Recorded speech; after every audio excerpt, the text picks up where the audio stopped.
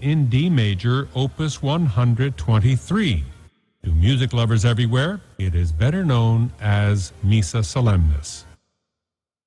Maestro Flummerfelt will lead the Westminster Symphonic Choir and the Westminster Festival Orchestra. Also assisting will be soprano Sally Wolfe, mezzo-soprano Laura Brooks Rice, tenor Patrick Marques, and baritone David Arnold. More about our soloist in a few minutes. This evening is truly a celebration of Joseph Flummerfelt's astounding career at Westminster Choir College of Rider University. With this performance of Missa Solemnis, Maestro Flummerfelt steps down after a 33-year career at Westminster, most of it as artistic director and principal conductor at Westminster Choir College. His duties at Westminster will not end here, however. With the start of the 2004-2005 academic year, he has become Conductor Laureate of the Westminster Choir, a post that will afford him additional opportunities to cast his spell over one of the great musical organizations of America. Since Missa Solemnis is performed without intermission, this will be a good opportunity for us to chat briefly with Joseph Flummerfelt before he takes his place on the podium for tonight's performance. Maestro, I think I can safely say on behalf of all of our listeners tonight that we are deeply indebted to you, not only for the concert we're about to hear, but also for your extraordinary career at Westminster College Choir of Rider University. Thank you for being here, and thank you for being you, I think is the best way to start. Well, thank you, Glenn. I grew up in the New York metropolitan area and have spent most of my adult life here in Mercer County, and I cannot remember a time when your name was not before me as a music lover, either with the New York Choral Artists or the Singing City Choir of Philadelphia, and of course, obviously, your time with Westminster. What went into your decision to retire at this time when you are obviously in the prime of life? Well, in a certain sense, that's one of the reasons. I think one should sort of step aside when one is at the top of one's game. I've been doing this for a very long time. I've been at Westminster for now 33 years. This is my 33rd season, academic year with the choir. Before that, 7 years of college teaching, so that's a total of 40 years of college teaching. I'm 67, going on 68, and I would just like to open up some opportunities to do other things. I'm certainly going to keep the connection with the New York Choral Artists and that connection with the New York Philharmonic. I'm one of the artistic directors of this Plato Festival. I've been with that festival since it was founded in Charleston in 77. We'll certainly continue that role.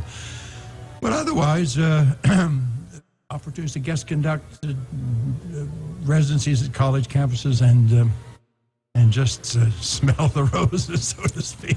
This decision will certainly open up a huge time block for you each year. Indeed it will. And my guess is you'll have no trouble filling it. I suspect not. So you're going to be just as busy one way or the other. No doubt. But with somewhat more flexibility, which I think is obviously not what a sort of option that one has if one is connected with academia. Hopefully, for their sakes, those of us, we have been hoarding you all these years. Hopefully, for their sakes, many other people in other parts of the country, if not other parts of the world, will get a chance to hear you on a more regular basis. That would be certainly one plus. I would love that if it evolves, if that's what evolves. I have a question for you about your beginnings, and it's a broad question, which will let you go with it where you want. There are conductors in the world of music, and several names come to mind: John Oliver, Margaret Hillis, certainly Robert Shaw, and you, just to name a few, whose entire careers have been in choral conducting. What leads a young musician, a young conductor, to follow that path? Well, it's interesting because when I was I grew up in Vincennes, Indiana, a small town in the southern part of the state, which didn't even have a high school choir. The church choir, I recall, where I was organist, was quite dreadful. I even knew that even then. Went to DePaul University, was immediately the accompanist to the DePaul University Choir. Over the course of my years there, got a chance to conduct a lot of things, operas, actually, musical comedies, but also had my own choral group. And then immediately upon graduation, I was offered a chance to come and be on the staff of Purdue University to work with the musical organizations. And I guess it evolved sort of naturally, but as I look back, it's also born out of my sort of love of the sound of the human voice and human beings singing together. Though I love working with orchestras, and I love certainly the choral orchestral repertoire, as this evening certainly suggests, nonetheless, I just think the corporate sort of phenomenon of people making music together is a very special thing, and I love it, and that's how I've spent my career. But not everyone is successful doing it. It's one thing to say you want to conduct the human voice, and it's one thing to love the human voice, but there is something about getting this mass of people, whether it's a small chorus or a large one, to produce that kind of sound. Yeah, I could always get people to sing. I remember I started playing in church when I was, I think, 12 or 13. And I remember then, and it still would be the case were I to be doing any service playing, I loved the hymns because I could always get the congregation to sing. And I was born with good ears, but with a kind of intensity and with a kind of energy, whatever that is, that's inborn, that sort of gets, that helps people open up and helps them to really emit song in the most compelling sort of way. And it's a wonderful gift that I feel very blessed to have. And that's certainly what has kept me doing this with the intensity that I have all these years. How did you come to Westminster? Well, I was on the director of choral activities at Florida State University in Tallahassee. It was a wonderful school of music, was then, still is. And when I got there, I was at DePaul University, my alma mater, for 4 years before that. Immediately, Robert Shaw called me and said, would you come and work with your choirs and do something with the Atlanta Symphony? And through that, and then a subsequent collaboration a couple of years later, Robert and I became very close. And so along about 1970, late 70, I think, Westminster was looking for a new director of choral activities. And Ray Robinson, the then president of Westminster, went to essentially two people, though I'm sure he talked to a number of others, but one was Robert Shaw, and the other was Elaine Brown, Philadelphia, as you know, the founder of the Singing City Choir. Yes. And my mentor, one of my main mentors, and said, who should we bring? And they both pointed my direction. So, and I'd certainly known about Westminster.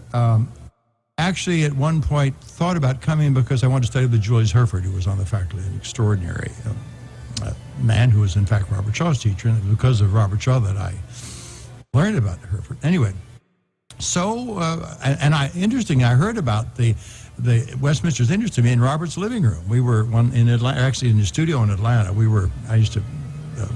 became friends, and I would go for this or that. And he said, you interested in going to Westminster Choir College? I said, what? He said, well, they've called me about you, and if you want to pursue this, I'll be, I'll certainly, push you in their direction. So that's how it kind of all got started. And then that summer, Robert invited me to come out and spend a week with me at Aspen, and we talked at length about it. Interesting enough, Williamson had asked Robert Shaw to come to Westminster Choir College when he was that wunderkind on the New York scene many, many years before that. Anyway, so I came in 1971, and the rest is history, so to speak. You must have been happy here. It's been a wonderful. It's been a wonderful time. What are your plans for the coming season outside of your occasional gigs with Westminster? Well, actually, I am this next year. This is a sort of transitional year for the college. I am going to be working with the Westminster Choir for the first half of the fall semester and the second half of the spring semester. Then I'm going to be in Michigan for a week conducting. I'm going to Korea to do a concert with the professional choir. My alma mater, DePaul University, has asked me, the president has appointed me as a visiting professor. I'm going to spend some weeks there.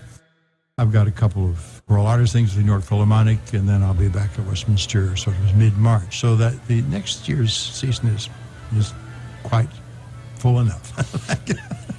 This is, if I'm not mistaken, your first time conducting Missa Solemnis. Mm-hmm. Why? Well, the sort of practical answer to that question is because it's such a monumental work to mount that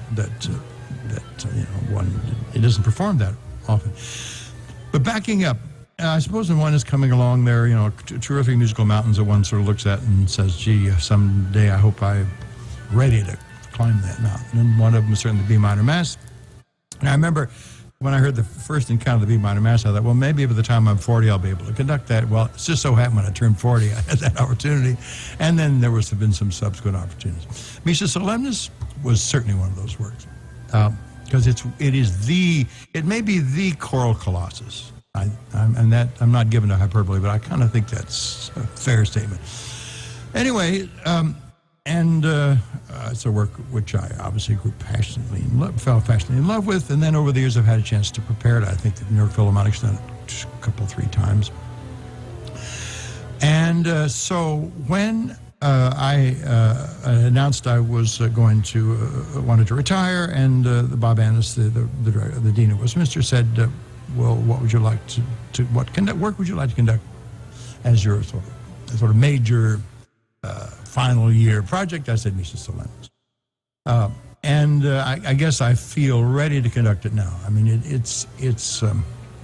the dimensions are so huge. I mean, and not only was it just incredibly complex musically, but the expressive dimensions. I mean, at one moment Beethoven's on the top of the mountain just kind of railing and directly with the gods, and the other, seconds later he's on the ground grumbling like the miserable, poor miserable human that he feels he is.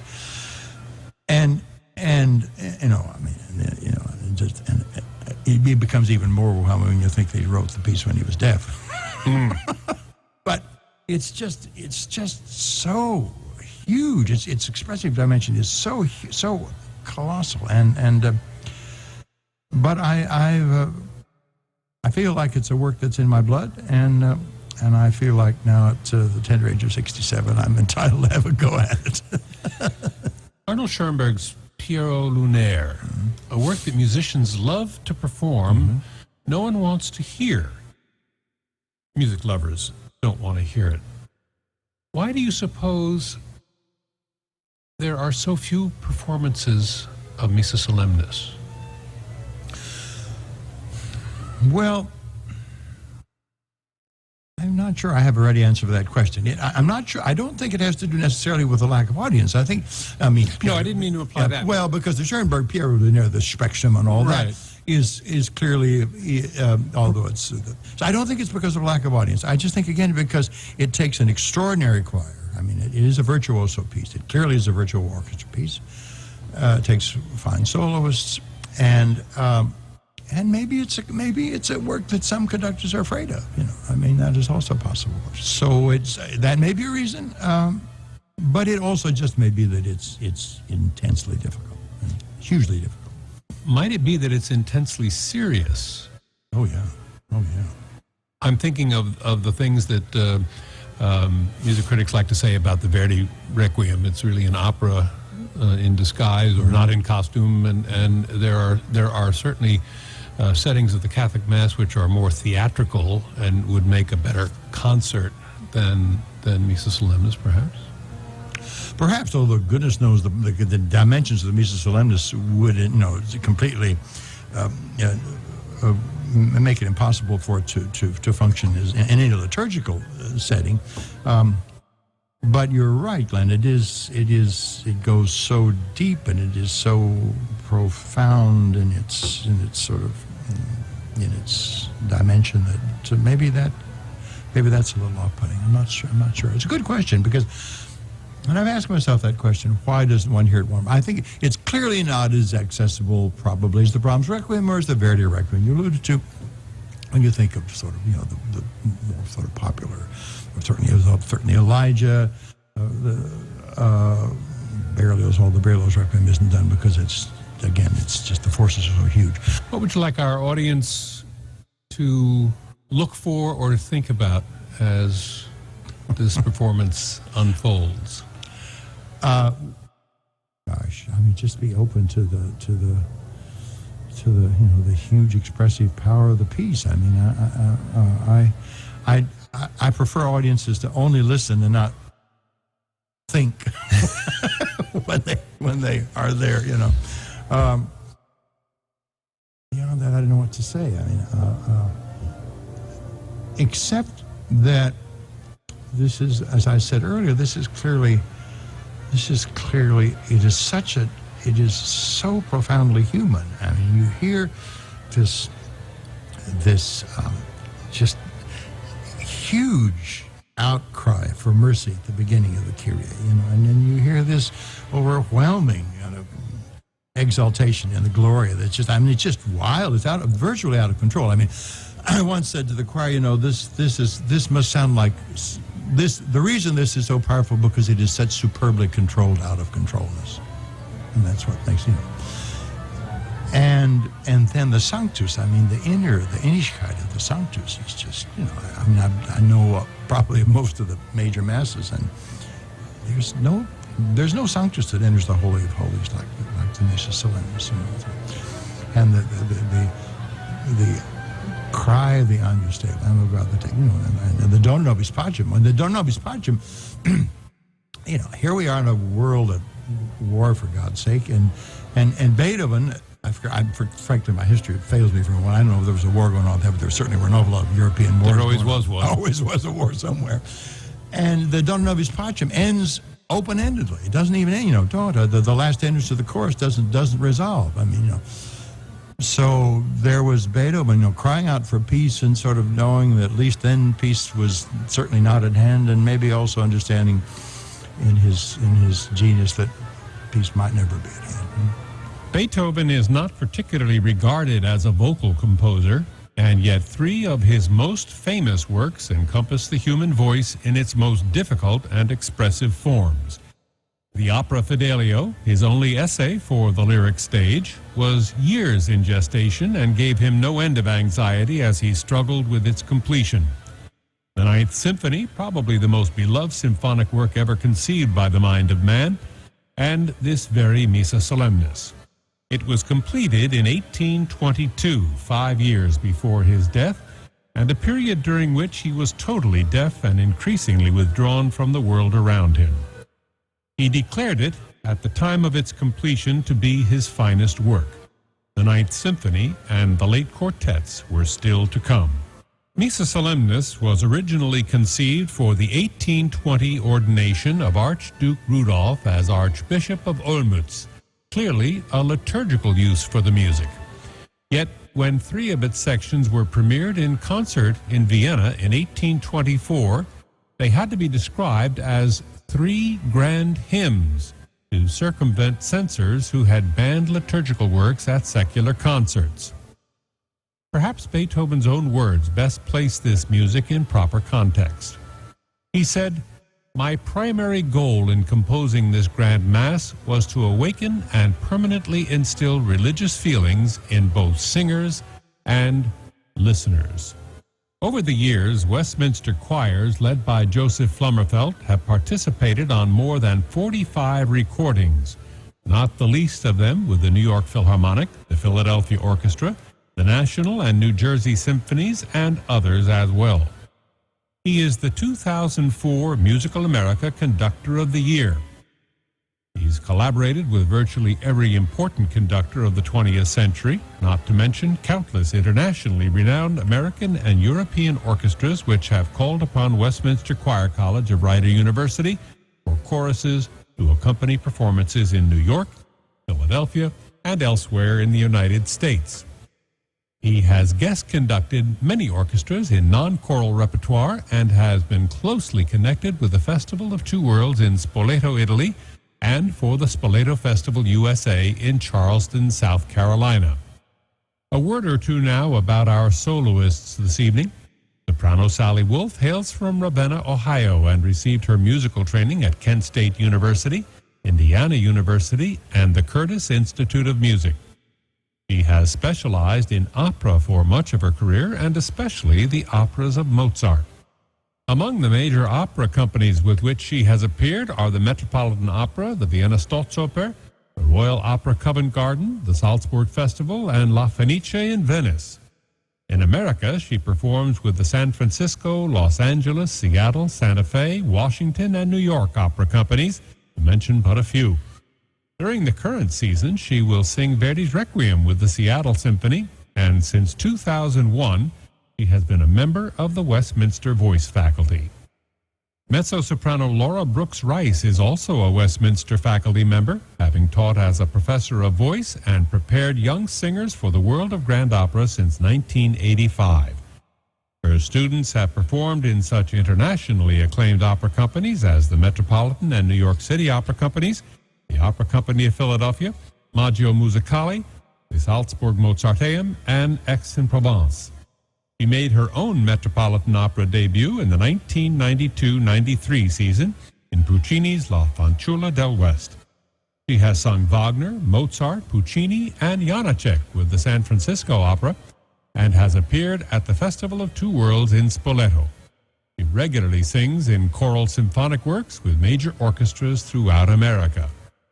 A Westminster alumnus is our tenor for tonight's performance. He is Patrick Marques. He is that rarest of tenori, a Helden tenor who is also young.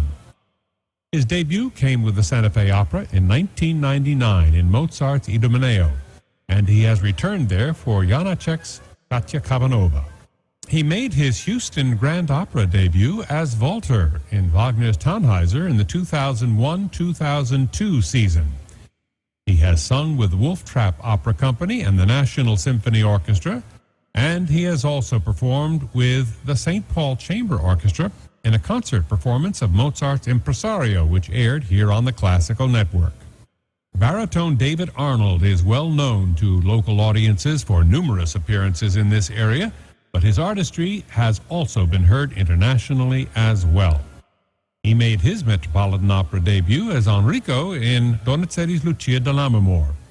He has sung with such famed interpreters as Bach specialist Helmut Rilling, also Sergio Commissiona, Richard Westenberg, Norman Scribner, and Robert Shaw. He was a particular favorite of Seiji Ozawa, who invited him to sing and record with the Boston Symphony Orchestra repeatedly for 6 seasons.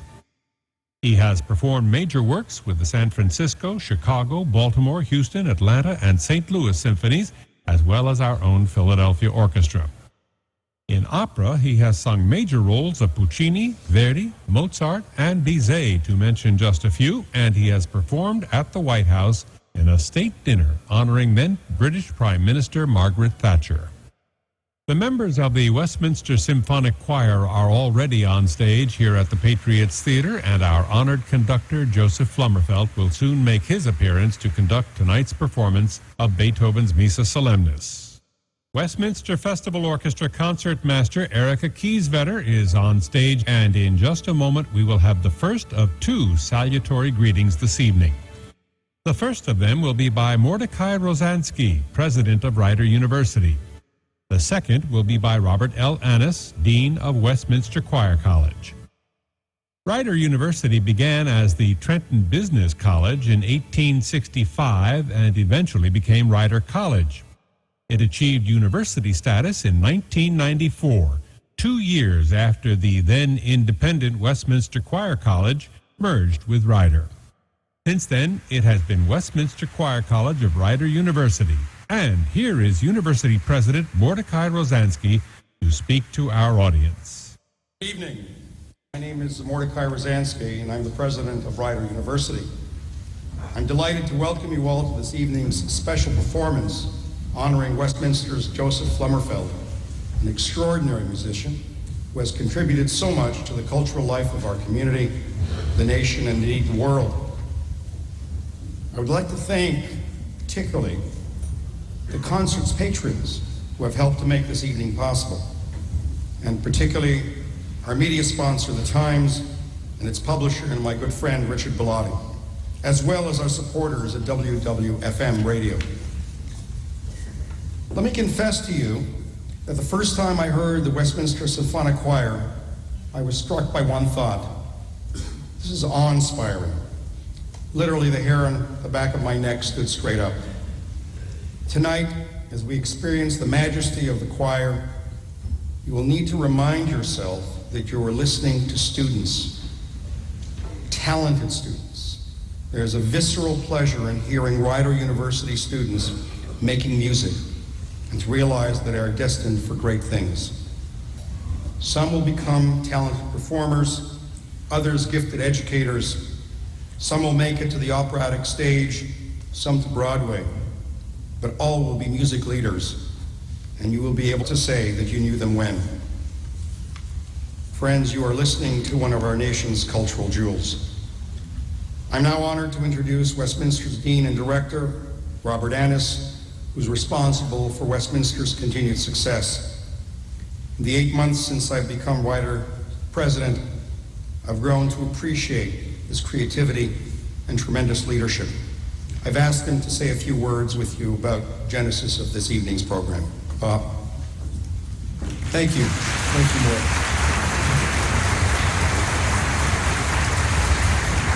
When I was appointed Dean of Westminster Choir College nearly 10 years ago, I knew that I was becoming a part of a unique institution in the truest sense of the word. There is no other college in the world with a choral corps that distinguishes Westminster. All of our students perform in a choir each year that they are enrolled at Westminster.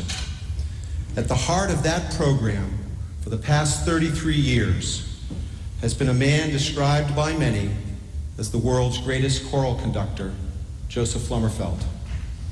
Several months ago, Joe came to see me and informed me of his plans to step down from his position at Westminster. After he helped me up from the floor, I asked him what he would like to do in his final major performance as artistic director and principal conductor. Without hesitation, he said, Beethoven's Missa Solemnis. This masterpiece is a challenge for all musicians who perform it, and how fortunate we are that we will all experience it under the incomparable leadership of an extraordinary musician who has touched the lives of so many through his work with our students and through them, the world. It has been an honor for me to work with Joseph Flummerfelt these past years. Now it's time for the music making. Thank you again for joining us for this very special performance.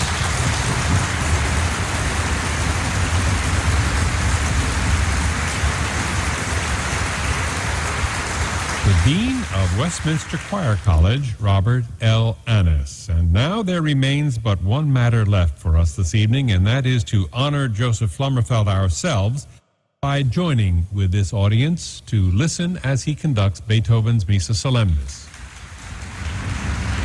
And coming on stage now are our four soloists: soprano Sally Wolf, mezzo-soprano Laura Brooks-Rice, tenor Patrick Marques, and baritone David Arnold.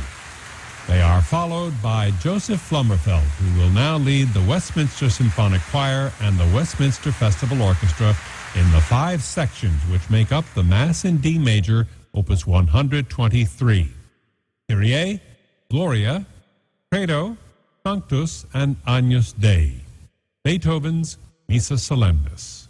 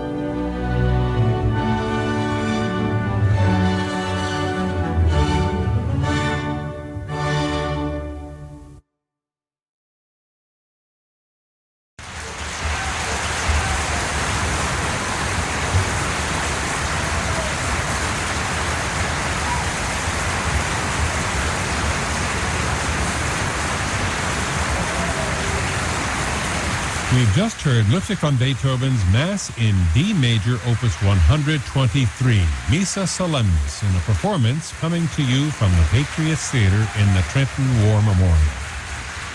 It has featured the Westminster Symphonic Choir and the Westminster Festival Orchestra under the direction of Joseph Flummerfelt, who, with this performance, officially retires from the choral leadership of Westminster Choir College of Rider University, a post he has held for 33 years. Maestro Flummerfelt is standing at the front of the stage now with our four soloists for this performance: soprano Sally Wolfe, mezzo-soprano Laura Brooks-Rice, tenor Patrick Marques, and baritone David Arnold. And he has asked the members of the Westminster Festival Orchestra to stand as well.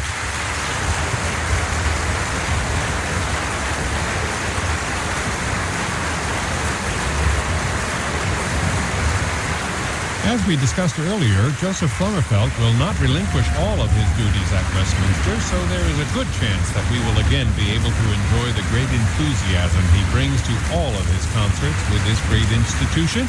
And here he is back on stage with our soloists, Sally Wolfe, Laura Brooks-Rice, Patrick Marques, and David Arnold.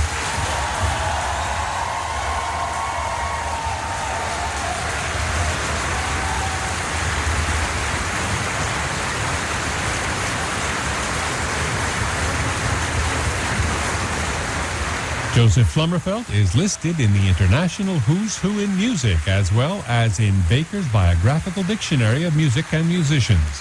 His recordings have been twice nominated for a Grammy Award, and he has been honored with a French Grand Prix du Disque.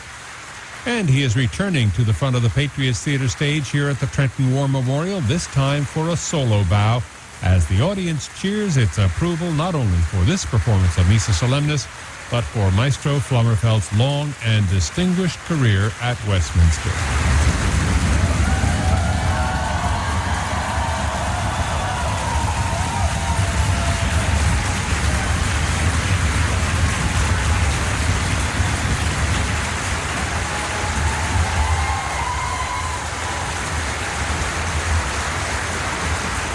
And now he has gone to the side of the stage to bring our soloists back to join him.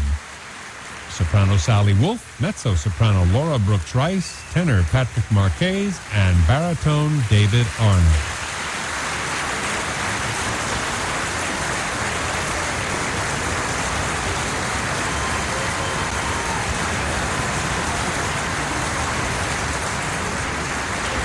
His audience is much more than a little aware of the significance of this event in terms of the career of Joseph Flummerfelt, and it has given vent to its enthusiasm in a way which will bring warmth to him regardless of the many activities he may choose to pursue in the future.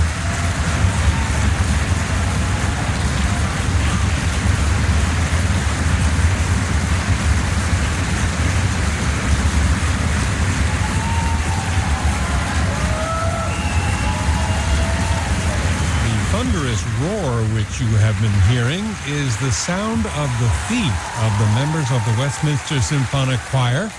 Each time Joseph Flummerfelt comes on stage, the risers rock with the sound of approval from each of these singers who have participated not in this concert, but in many other concerts under Joseph Flummerfelt's direction.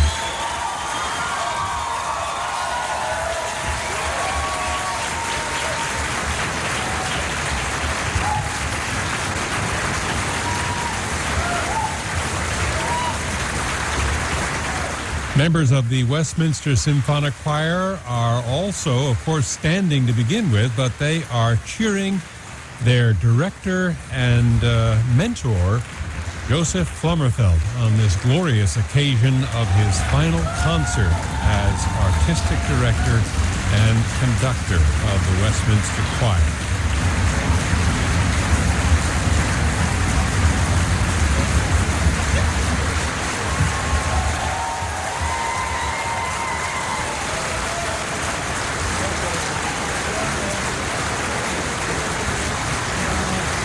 Joseph Flummerfelt has asked concertmaster Erika Kieswetter to stand and be recognized for her beautiful solo playing in the Sanctus section of the Mass. And now the entire Westminster Festival Orchestra is also on its feet.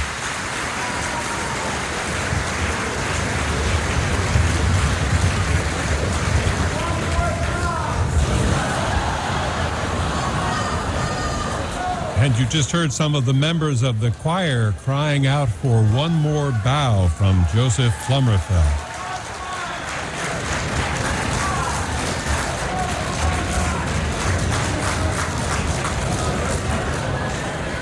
Our concert, coming to you from the Patriots Theater at the Trenton War Memorial, has consisted of a single work, Beethoven's Missa Solemnis in D major, opus 123. The soloists were soprano Sally Wolfe, mezzo-soprano Laura Brooks Rice, tenor Patrick Marques, and baritone David Arnold. Joseph Flummerfelt directed the Westminster Symphonic Choir and the Westminster Festival Orchestra. We'd like to take this opportunity to thank everyone at Westminster Choir College of Rider University for their help in making it possible for us to bring you this historic event. A special thank you to Ann M. Sears, Westminster's Director of External Affairs, for her ongoing assistance in all of the projects on which Westminster Choir College of Rider University and the Classical Network collaborate. One of those projects is coming your way in the very near future, December 25th, Christmas night, when you're invited to spend the late evening hours with Westminster's distinguished ensemble in residence, Fuma Sacra. It'll be music of the holiday on the holiday as Andrew McGill leads Fuma Sacra from the Bristol Chapel on the Westminster campus in Princeton. You can also hear the Westminster Symphonic Choir next Wednesday evening here on the Classical Network. On that evening, December 22nd, beginning at 8 p.m., they will perform live with the New York Philharmonic. Alan Gilbert will be on the podium at Avery Fisher Hall as we bring you George Frederick Handel's glorious oratorio, Messiah. That's Westminster Choir College of Rider University here on the Classical Network this holiday season. John C. Baker was our remote recording producer for this evening's concert. He was assisted by Fred Truntz. Elizabeth Milnicki and Bill Zagorski were your studio engineers. Alice Weiss is the executive producer, and I'm Glenn Smith, your producer and host, hoping that you enjoyed this concert, which has come to you from the beautiful Patriots Theater at the Trenton War Memorial in the heart of New Jersey's capital city. We'll have news for you at the top of the hour from the BBC in London, and following that, Bill Zagorski will regale you with 2 hours of new releases from the WWFM CD library. So we hope you'll stay tuned. From the Trenton War Memorial, have a very pleasant good evening. This program has been an exclusive pre-recorded feature of WWFM, the Classical Network.